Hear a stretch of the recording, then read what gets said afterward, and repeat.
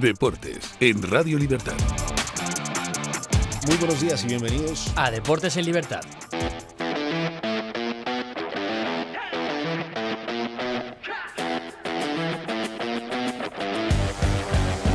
¿Cómo estamos, señor? ¿Cómo Don Eric estamos, señor? Gutiérrez. Viernes, hoy viernes aquí en Deportes en Libertad.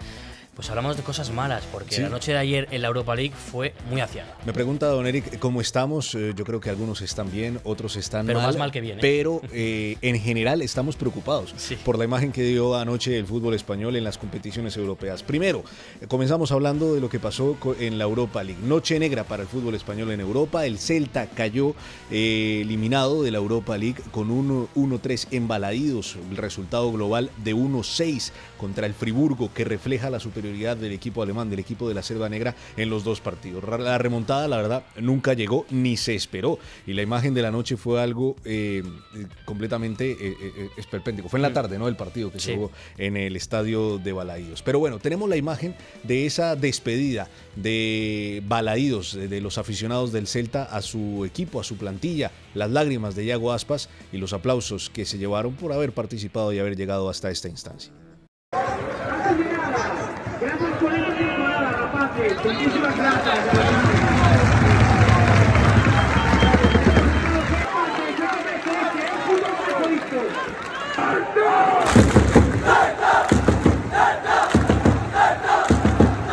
Por el lado del Betis, las noticias no son mejores. El Betis sufrió un batacazo aún más doloroso. Ganaba 2-0 contra el Braga. Se estaba clasificando, pero encajó 4 goles en la segunda parte y quedó eliminado con ese 2-4 en el estadio de la Cartuja. Es una remontada inimaginable. Yo creo que ninguna de las personas que vio ese partido se podía imaginar que eso pudiera llegar a pasar durante ese enfrentamiento. Bueno, los verdiblancos sin duda pues quedaron eliminados y se quedaron sin la posibilidad de llegar a su primera semifinal de Europa League. Así lo valoró el entrenador Manuel Pellegrini. El fútbol es así, hay que saber. Es un momento duro, por supuesto, porque todo lo que se había logrado, ¿no es cierto?, llegar a cuartos finales por primera vez en la Europa League, con todo lo que teníamos avanzado para llegar a unas semifinales, perderlo de la manera como se pierde, por supuesto que es una derrota tremendamente dolorosa. Es doloroso. Muy doloroso. Eric, sí, el dolor era notorio en todos los jugadores del Betis tras caer eliminados de esta forma tan cruel. Tenemos también las declaraciones de uno de ellos que se le notó muy afectado. Él es Aitor Ruibal. Una noche dolorosa, si no es la que más yo desde que estoy aquí, pues no te sabría decir otra. Muchos de la plantilla del Betis no lograban dar explicaciones, no lograban pues entender qué fue lo que pasó y pues Bellerín por lo menos dice que fueron los errores lo que hizo que cayeran eliminados en esta Europa League. Los errores que se cometen en la segunda parte no los podemos hacer, es que en estas competiciones te penalizan muchísimo. El partido del Betis tuvo además un momento insólito en el minuto 80. La megafonía de la Cartuja emitió por error un mensaje en español ordenando el desalojo del estadio, provocando pánico entre los aficionados que no sabían qué era lo que estaba sucediendo y por qué los estaban ordenando desalojar el estadio de la Cartuja. El error atribuido a la cabina del videomarcador se produjo al intentar emitir un aviso para la afición visitante en portugués. Este aviso que se suele emitir en estos partidos internacionales para que los visitantes se mantengan en el estadio para después salir en relativo orden del recinto. El Friburgo y el Braga se medirán en semifinales de la Europa League, eliminando a los dos representantes españoles. Pudimos haber tenido una semifinal española, pero no se dio.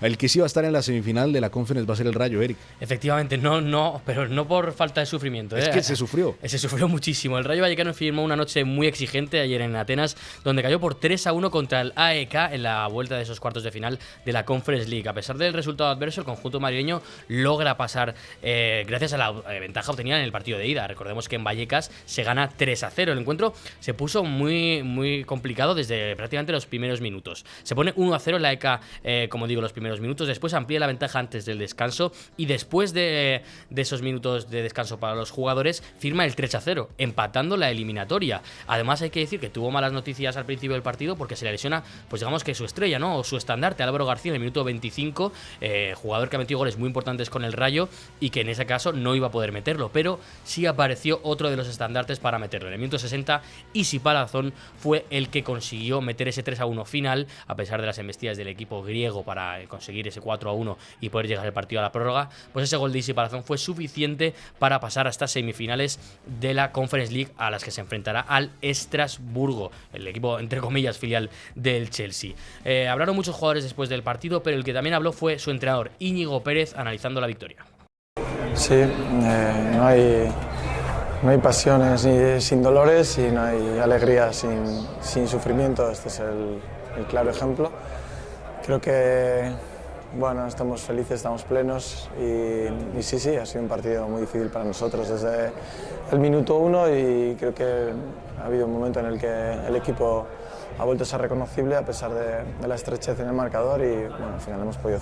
Analizando la victoria, no, analizando el pase, porque como he dicho, no ganaron. Hicieron valer ese 3-0. Efectivamente, menos mal, menos mal.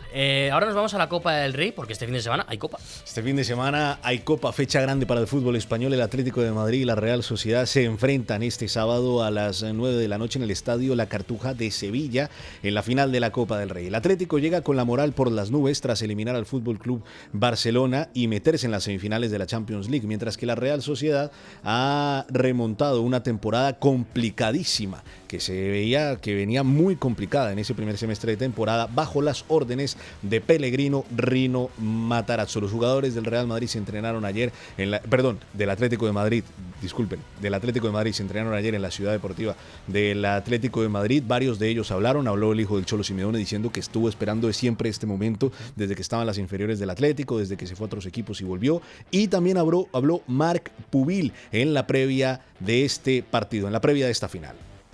Para eso vine aquí, para jugar partidos así, que sabía que este club, un club grande así, siempre está en momentos así, en estos momentos de la temporada y evidentemente estamos en el momento soñado y en el momento donde hay que dar la talla. Pero bueno, la verdad que el equipo está preparado, vamos a luchar desde el minuto 1 hasta que el árbitro pite el final, hasta que no entremos en la ducha no vamos a parar, nos lo vamos a dejar todo y creo que esa va a ser la clave. El duelo entre estos dos equipos tiene sabor a revancha. La última final entre ambos fue en el año 87 cuando la Real ganó en los penaltis. Ahora el Atlético busca su 10º título copero en su 20ª final, equilibrando un historial de 10 títulos y 9 subcampeonatos. Simeone tiene una cita con la historia casi 40 años después de aquella derrota contra la Real Sociedad. Fecha grande para la Premier League este fin de semana también tenemos, ¿no, Eric Gutiérrez? Efectivamente, se juega otro título, o prácticamente se juega otro título este fin de semana, entre el Manchester City y el Arsenal. Sí, la gente se sorprenderá porque parecía que el Arsenal iba a ganar la Premier sí o sí. Pues cuidado, porque hay partido entre estos dos equipos y además se juega en Manchester,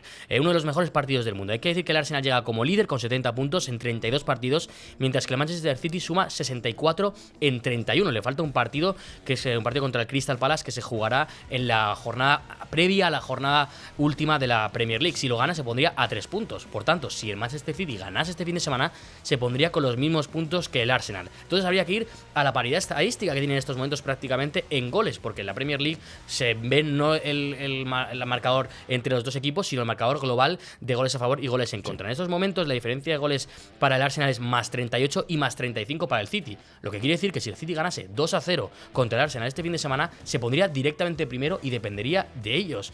Impresionante teniendo en cuenta cómo estaba el Arsenal. Tremendo. El Arsenal en las últimas... ¿Y cómo estaba el City? Efectivamente. El Arsenal en los últimos días, en las últimas semanas, ha perdido la final de la Carabao Cup contra el propio City, que gana 2-0. Ha perdido en FA Cup.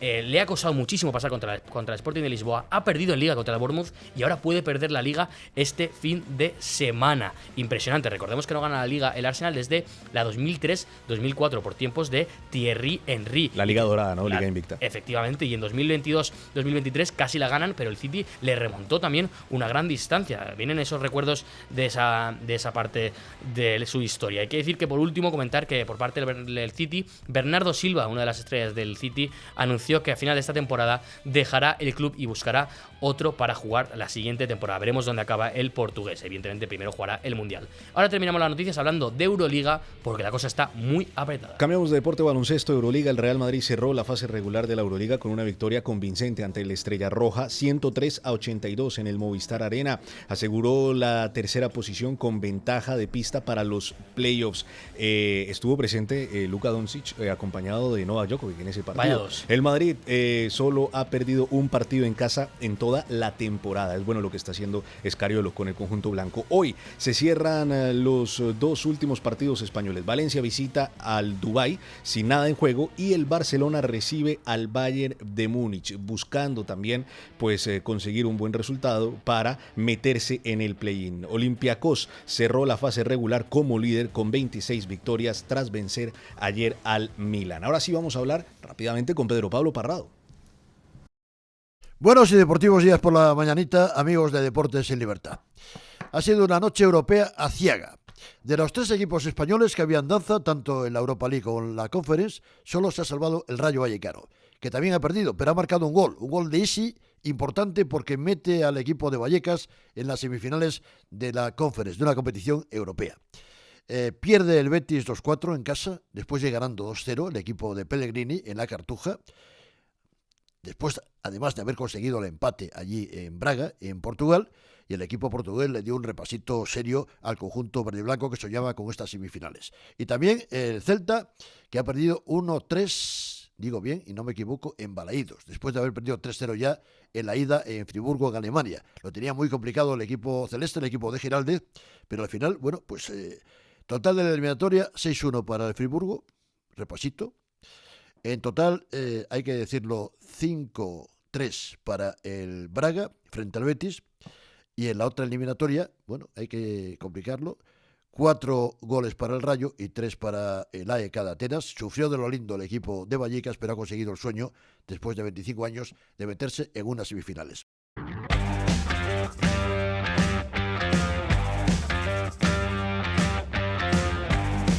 Pedro Pablo Parrado nos habla de la preocupación que hay por esos 3 partidos que se jugaron ayer en competiciones internacionales.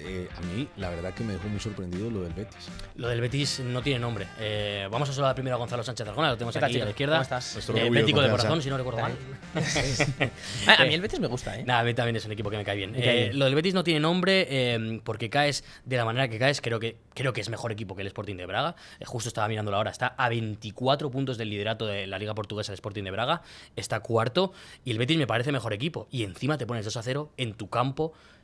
Yo creo que te meten ese primer gol, te meten el segundo y los fantasmas de ese partido contra el Sevilla, que yo creo que fue el inicio del mal, te llegan y acabas perdiendo 2-4. El Betis anota 2 goles, puede anotar un tercero, incluso anota un tercero, lo anulan por fuera de juego, un fuera de juego muy justo, pero la verdad es que te remonten ese partido es algo completamente inexplicable. Creo que es como un poco lo que dijo Eric el otro día de lo del Barcelona, ¿no? Que no saben a veces gestionar las cosas. Pues yo creo que el Betis le pasa un poco igual. Yo creo que igual se vio ya tan cerquita, ¿no? de pasar la eliminatoria, consiguió ese empate allí en Portugal, 2-0 te pones aquí en tu casa y pues un poco igual los fantasmas también de lo que dice Eric de lo del Sevilla, ¿no? Yo creo que al final te meten un gol, te pones nervioso, empieza la segunda parte, te meten el segundo, pues no sé, yo creo que es una cosa que no se puede permitir jugando en tu casa y habiendo conseguido ponerte 2-0, que ya es una ventaja importante, creo que no se puede permitir. Para mí es una pena porque yo sí que veía posibilidades de ganar esta Europa League para el Betis. Lo de los nervios lo puedo comprar en el sentido en que